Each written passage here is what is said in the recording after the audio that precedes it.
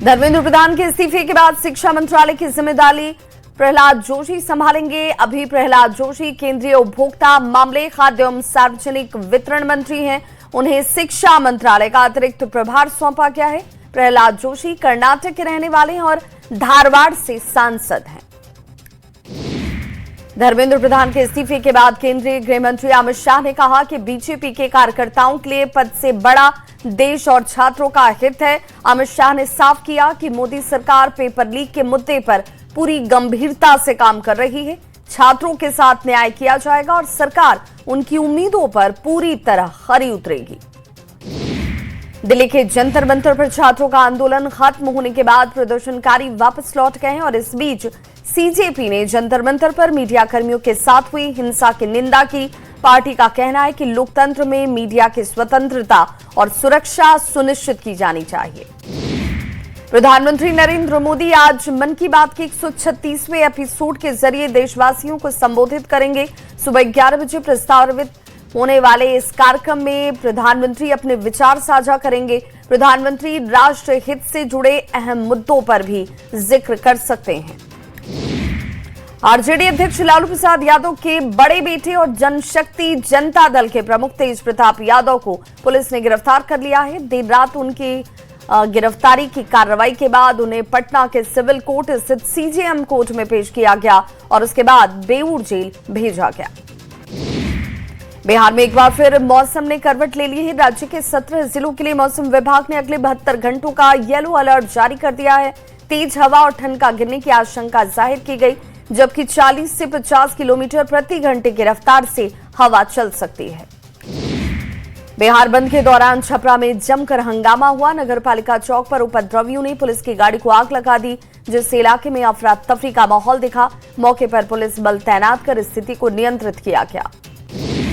बिहार बंद के दौरान औरंगाबाद में भारी बवाल हुआ। बंद की आड़ में उपद्रवियों ने पुलिस जवानों पर पथराव किए। इस पथराव में कई मीडिया कर्मी और पुलिस के जवान चोटिल हुए। पुलिस अधिकारियों ने माइकिंग कर लोगों से शांति बनाए रखने की अपील की। सीतामढ़ी में नीट परीक्षा पेपर लीक मामले को लेकर छात्रों ने उग्र प्रदर्शन किया। जिला मुख्यालय के आसपास प्रदर्शनकारियों ने जमकर हंगामा किया और पुलिस पर पथराव शुरू कर दिए। उपद्रव में सीतामढ़ी के एसपी अमित रंजन सहित कई महिला और पुलिसकर्मी घायल हुए। सहरसा में बिहार बंद के दौरान छात्रों ने जोरदार प्रदर्शन किया। छात्रों ने नीट पेपर लीक मामले को लेकर प्रदर्शन किया और इस प्रदर्शन के दौरान गंगजला ढाले का फाटक तोड़ दिया गया और उपद्रवियों ने पुलिस पर पथराव किए। पुलिस ने हालात बिगड़ने पर लाठीचार्ज किया। बेतिया में बिहार बंद के दौरान मुहर्रम चौक पर प्रदर्शनकारी और पुलिस के बीच झड़प देखने को मिली। उपद्रवियों ने पुलिस पर इस दौरान पथराव किया, जिसके बाद पुलिस जवानों ने कार्रवाई करते हुए इन सभी उपद्रवियों को यहां से खदेड़ दिया। घटना के दौरान इलाके में काफी देर तक अफरा तफरी का माहौल दिखा। समस्तीपुर में पटेल मैदान गोलंबर से लेकर समाहरणालय तक छात्रों ने जमकर प्रदर्शन किया और प्रदर्शन कर रहे छात्रों को प्रशासन की टीम सरकारी बस स्टैंड कैंपस ले गई। प्रशासन ने गिरफ्तारी करने की तैयारी की, तब प्रदर्शनकारी यहां से भागने लगे। भागलपुर में बिहार बंद के दौरान छात्रों ने जोरदार प्रदर्शन किया और बड़ी संख्या में प्रदर्शनकारी स्टेशन चौक पहुंचे, जहां जमकर हंगामा हुआ। प्रदर्शन के दौरान पथराव और बवाल की घटनाओं से इलाके में काफी देर तक अफरा तफरी का माहौल दिखा।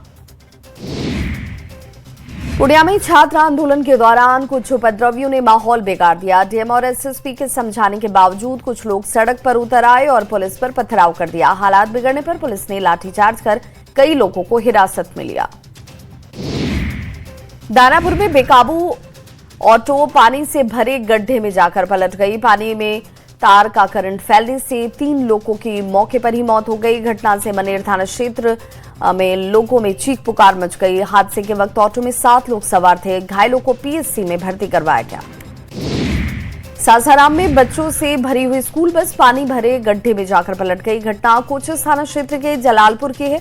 बस चालक सहित 29 बच्चे इसमें घायल बताए जा रहे हैं और स्थानीय लोगों ने बस में फंसे हुए बच्चों को सुरक्षित बाहर निकाला और अस्पताल पहुंचाया। जमशेदपुर के टेल्को के घोड़ाबांधा मोड़ पर खूनी संघर्ष देखने को मिला। मामूली विवाद में अचानक से हिंसक रूप सामने आ गया। चापड़ और लोहे के पाइप से हमला किया गया और इस हमले में 3 लोग गंभीर रूप से घायल हो गए। जमुई में विद्यालय में हेडमास्टर पर बच्चों के साथ गलत व्यवहार करने का आरोप लगा है। खैरमा मोहल्ले के उत्क्रमित मध्य विद्यालय में हेडमास्टर के खिलाफ ग्रामीणों ने जमकर हंगामा किया। आक्रोशित लोगों ने हेडमास्टर को स्कूल परिसर में बंधक बना लिया। सहरसा के पतरघट प्रखंड क्षेत्र में जर्जर सड़क के विरोध में ग्रामीणों का गुस्सा फूट पड़ा। ग्रामीणों ने अनोखे प्रदर्शन करते हुए सड़क पर बने गड्ढों में धान की रोपाई की और फिर प्रशासन का ध्यान आकृष्ट करने की कोशिश की। पूर्णिया में जमीन के विवाद में एक सरकारी शिक्षक की पीट कर हत्या कर दी गई। घटना कटिहार जिला के सुधानी नगर थाने की है, जो 2 एकड़ जमीन से जुड़ा हुआ विवाद बताया जाता है। इसके बाद मृतक के मामा समेत 8 से 10 लोगों ने उसकी बेरहमी से पिटाई की। जामताड़ा में एक पेड़ से लटका अज्ञात व्यक्ति का शव बरामद किया गया। फतेहपुर प्रखंड के ग्राम ताराबाद से शव की बरामदगी हुई है। घटना की सूचना के बाद पुलिस मौके पर पहुंची और शव को अपने कब्जे में लेकर पोस्टमार्टम के लिए भेजा। शेखपुरा के नगर थाना क्षेत्र में सदर अस्पताल के पास मछली विक्रेताओं के 2 पक्षों के बीच आपसी विवाद हिंसक रूप में तब्दील हो गया। देखते ही देखते दोनों पक्षों के बीच चाकूबाजी शुरू हो गई, जिसमें कई लोग घायल हो गए। गोपालगंज में जहरीले सांप का कहर लगातार बढ़ गया है। बीते 24 घंटे में सांप के डसने से एक महिला और एक बच्ची की मौत हो गई, जबकि 20 से ज्यादा लोग सरकारी अस्पतालों में इलाजरत हैं। सर्पदंश के ज्यादातर मामले ग्रामीण इलाकों से आ रहे हैं। आरा में प्रदर्शन के दौरान रेलवे स्टेशन में घुसकर प्रदर्शनकारियों ने जमकर हंगामा किया। इस दौरान स्टेशन परिसर में घुस रहे प्रदर्शनकारियों को आरपीएफ ने रोकने की कोशिश की, जिसके बाद प्रदर्शनकारी और आरपीएफ के बीच धक्का मुक्की हुई।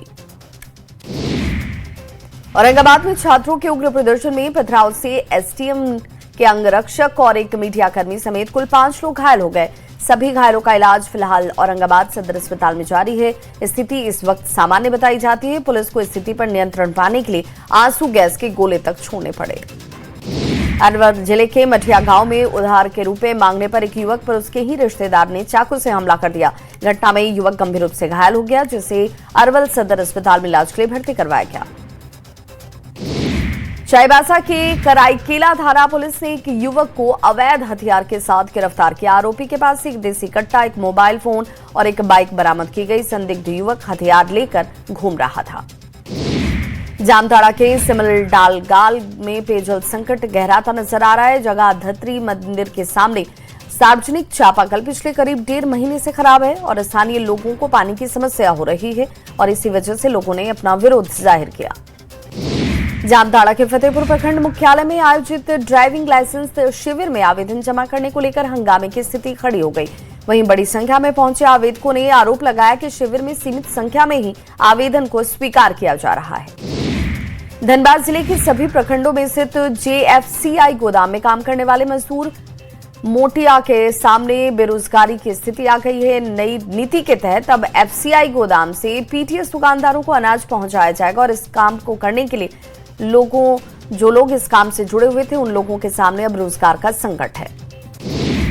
गुमला जिले के डुमरी से जेम्स इक्का का शव बरामद किया गया। मृतक 3 दिनों से लापता बताया जा रहा है और मृतक के परिजनों ने पैर फिसलने से कुएं में गिरने की आशंका जाहिर की। हजारीबाग पुलिस ने आम लोगों का विश्वास मजबूत करने की दिशा में एक सराहनीय पहल शुरू की है। ऑपरेशन भरोसा के तहत 100 से अधिक गुम हुए मोबाइल फोन उनके वास्तविक मालिकों को वापस किए गए। मध्य प्रदेश के जबलपुर में करीब 14 किलो सोना और 5 लाख रुपए की लूटकांड की जांच अब गया जिले के इमामगंज तक पहुंच गई है। मध्य प्रदेश एसटीएफ, बिहार एसटीएफ और इमामगंज पुलिस की संयुक्त टीम ने रानीगंज बाजार स्थित प्रेम ज्वेलर्स में इसे लेकर छापेमारी की। पटना नगर निगम के दैनिक सफाई कर्मचारियों का नियमितीकरण किए जाने समेत विभिन्न मांगों को लेकर 30 जुलाई से अनिश्चितकालीन हड़ताल किया जाना है। शनिवार को कर्मियों ने ध्यान अपनी ओर खींचने के मकसद से सरकार के खिलाफ नारेबाजी की। वैशाली में किन्नर की गाड़ी से लगभग 1.5 करोड़ के आभूषण और नकद चोरी होने के मामले में पुलिस ने अब तक कोई कार्रवाई नहीं की, जिसके बाद नाराज किन्नरों ने जिला समाहरणालय का घेराव किया। किन्नरों ने यहां घंटों तक प्रदर्शन किया। महाराष्ट्र में टीटी पेपर लीक केस का मुख्य आरोपी पुलिस के हत्थे चढ़ चुका है। पेपर लीक के मास्टरमाइंड विजेंद्र कुमार गुप्ता को बिहार से गिरफ्तार कर लिया गया। महाराष्ट्र की ठाणे पुलिस आरोपी को वापस अपने साथ लेकर गई। बताते चलें कि 28 जून को महाराष्ट्र में टीईटी की परीक्षा होने वाली थी, लेकिन 27 जून को पेपर लीक हो गया। महाराष्ट्र में टीईटी पेपर लीक मामले में ठाणे पुलिस ने समस्तीपुर से मास्टरमाइंड विजेंद्र गुप्ता को पकड़ लिया है। विजेंद्र गुप्ता का नाम कई पेपर लीक से पहले भी जुड़ चुका है। विजेंद्र गुप्ता का नाम बीपीएससी शिक्षक बहाली, नीट यूजी और ओडिशा में एसएससी के पेपर लीक मामले में सामने आया है। अररिया में बिहार एसटीएफ ने करीब 12 करोड़ रुपए की मोबाइल चोरी के मामले का खुलासा कर लिया। एसटीएफ ने नेटवर्क पर दबिश देकर निशानदेही के आधार पर गिरोह का भंडाफोड़ किया। पुलिस ने 6 आरोपियों को गिरफ्तार किया और कुल 3,658 चोरी के मोबाइल बरामद किए गए। भागलपुर में छात्र आंदोलन के दौरान हुई पत्थरबाजी और तोड़फोड़ पर पुलिस ने बड़ी कार्रवाई की। पुलिस ने अब तक 20 लोगों को डिटेन किया। पुलिस आंदोलन की आड़ में उपद्रव करने वालों की पहचान करने में जुटी हुई है। उपद्रव करने वालों को यहां पर बड़ी कार्रवाई की चेतावनी दी गई। मोतिहारी में पुलिस ने नशे के खिलाफ बड़ी कार्रवाई की। पुलिस ने 20 लाख रुपए के अफीम के साथ 2 नेपाली महिला तस्करों को धर दबोचा। पुलिस ने गुप्त सूचना के आधार पर कार्रवाई की। घोड़ा सहन थाना इलाके से इन महिलाओं की गिरफ्तारी हुई। कटिहार के विधायक तारकिशोर प्रसाद ने केंद्रीय शिक्षा मंत्री धर्मेंद्र प्रधान के इस्तीफे पर बयान दिया। उन्होंने कहा कि बीजेपी के नेता और कार्यकर्ता केवल सत्ता के लिए नहीं बल्कि सेवा भावना के साथ काम करते हैं। धर्मेंद्र प्रधान ने अपने विवेक से इस्तीफा दिया है। बिहार में सम्राट सरकार के 100 दिन पूरे होने पर पटना के बीआईटी में सामूहिक कार्यक्रम का आयोजन किया गया, जिसमें पूरा मंत्रिमंडल एक मंच पर नजर आया। मौके पर सीएम सम्राट चौधरी ने कहा कि नीतीश कुमार विजन के आधार पर बिहार विकास के पथ पर इस वक्त हम सभी आगे बढ़ रहे हैं। सम्राट सरकार के 100 दिन पूरे होने के बाद शिक्षा विभाग और उच्च शिक्षा विभाग ने अपनी महत्वपूर्ण उपलब्धियों को गिनाया। शिक्षा सचिव राजीव रौशन ने कहा कि राज्य के सभी प्रखंडों में उच्च शिक्षा की सुविधा के लिए 211 डिग्री कॉलेज खोले गए हैं। केंद्रीय शिक्षा मंत्री धर्मेंद्र प्रधान के इस्तीफे को लेकर बीजेपी प्रवक्ता प्रतुल शाहदेव ने धर्मेंद्र प्रधान को लेकर कहा कि वो जवाबदेही का उदाहरण पेश कर चुके हैं। उन्होंने सीएम हेमंत सोरेन से सीजीएल और जेपीएससी परीक्षाओं में गड़बड़ियों की जिम्मेदारी लेने की मांग की।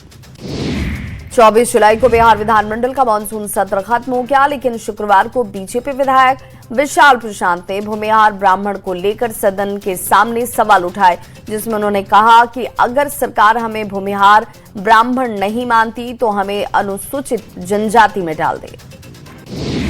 पटना में एलएनजेपी अस्पताल के नए भवन का उद्घाटन किया गया। 400 बेड वाले नए भवन को 215 करोड़ की लागत से बनाया गया है। यह हड्डी रोग का सबसे बड़ा अस्पताल है।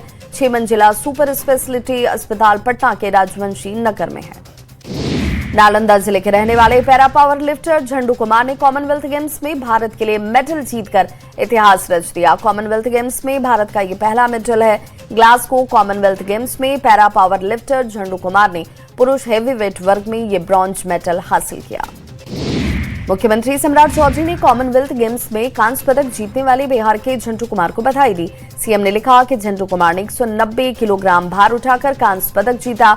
भारत के लिए इस प्रतियोगिता का ये पहला पदक हासिल करने के लिए उन्हें शुभकामनाएं। नालंदा के हरनौत के झंडू ने अंतर्राष्ट्रीय स्तर पर देश का झंडा जो है वो बुलंद किया है। कॉमनवेल्थ गेम्स में झंडू ने पैरा पावर लिफ्टिंग में ब्रॉन्ज मेडल जीता, जिसके बाद झंडू के गांव और परिवार में खुशी का ठिकाना नहीं है। झंडू की कामयाबी पर माता पिता बेहद खुश हैं। बिहार में सम्राट सरकार ने अपने 100 दिन के कार्यकाल में बड़ा फैसला लेते हुए कुल 551 मॉडल स्कूल का तोहफा दिया है, जो सरस्वती विद्या निकेतन के नाम से खुला है। पटना में भी 10 मॉडल स्कूल खोले गए हैं। बच्चे और शिक्षक काफी गौरवान्वित इसे लेकर महसूस कर रहे हैं। केंद्रीय मंत्री राजीव रंजन सिंह उर्फ ललन सिंह एक दिवसीय दौरे पर लखीसराय पहुंचे, जहां उन्होंने सदर प्रखंड के साबिकपुर में नवनिर्मित उत्क्रमित माध्यमिक विद्यालय के भवन का उद्घाटन किया। इस दौरान बड़ी संख्या में स्थानीय लोगों की मौजूदगी रही। मुंगेर मॉडल सदर अस्पताल में इंसानियत और सूझबूझ की मिसाल देखने को मिली। अस्पताल के गेट पर ई रिक्शा में एक महिला ने बच्ची को जन्म दे दिया। मौके पर मौजूद जीएनएम छात्रा ने बिना देर के सुरक्षित प्रसव करवाया।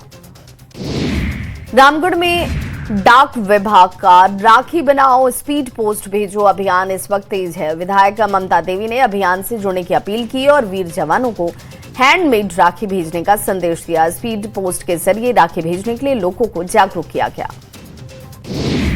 रामगढ़ डीसी की अध्यक्षता में जिला स्तरीय डेवलपमेंट टास्क फोर्स की बैठक हुई और इस बैठक में डीसी ने कहा कि जिले के विकास को नई दिशा देनी है। डीसी ने जन कल्याणकारी क्षेत्रों में कार्य में गुणवत्ता लाने के निर्देश दिए। पलामू पुलिस ने मुख्यालय के आदेश के बाद ऑपरेशन मुस्कान चलाकर 104 गुम हुए मोबाइल को बरामद किया। एसपी के निर्देश पर अलग अलग थाना क्षेत्रों में कार्रवाई करते हुए खोए हुए 104 मोबाइल फोन रिकवर किए गए।